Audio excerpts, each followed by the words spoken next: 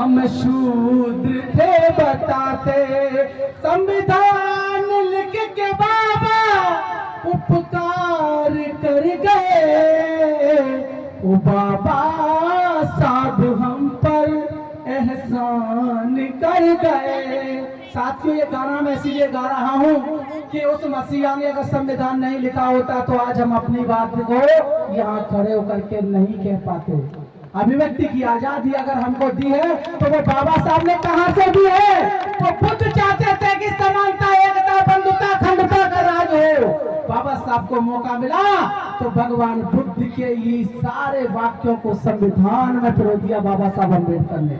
ये चाहा था बाबा साहब ने। बाबा साहब अपनी तरफ से कुछ लिखे नहीं गए, जो बुद्ध की विचारधारा थी उसी को संविधान में लागू कर दिया और आज पूरा देश बुद्ध में होने जा रहा है। महिलाओं के लिए आजादी अगर किसी ने दी तो आपके अगर कोई असली भगवान है इस देश के अंदर तो कोई और नहीं है, वो बाबा साहब अम्बेडकर हैं। जब आपके लिए पूना पैक्ट में आंदोलन हुआ तो बाबा साहब ने हिंदू कोड बिल जारी किया और हिंदू कोड बिल, मेरी माता बहनों पढ़ के देख लेना, आपकी आजादी का सबसे बड़ा ग्रंथ हिंदू कोड बिल ही रहा था और कुछ नहीं था।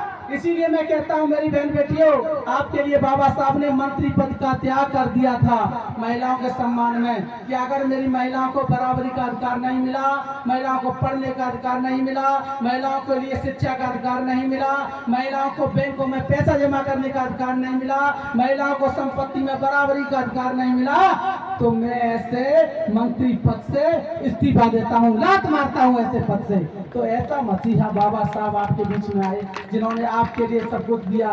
तो साथियों, मैं कहना चाहता हूँ कि मनवादी बहुजनों पर जब जुल्म थे ढहाते, नारी को नीच कहते, हम शूद्र थे बताते, संविधान लिख के बाबा उपकार कर गए।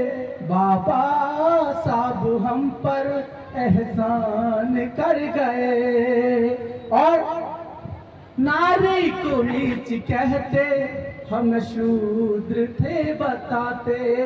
तो है मेरी महिलाओं, आप जाग जाओ और आप जिस दिन जाग जाएंगी और पुरुषों के कंधे से कंधा मिला करके चलेंगी, ये सपना बाबा साहब और बुद्ध का पूरा हो जाएगा। इस दुनिया में कोई रोकने वाला नहीं। ऐसी बाड़ी के साथ और मैं विराम देता हूँ।